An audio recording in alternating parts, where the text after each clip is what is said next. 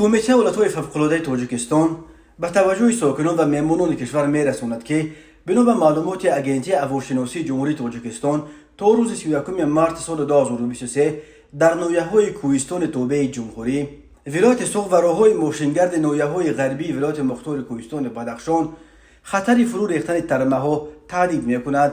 در این ارتباط کمیته بار دیگر از ساکنان و مهمانان جمهوری خواسته است که به دلیل حادثه‌های ناخوش وابسته به تغییر آب و هوا و احتمال به وجود آمدن آفت طبیعی در چنین روزها به مناطق کوهستان و کوهدامن برای شکار یا ماهیداری نروند.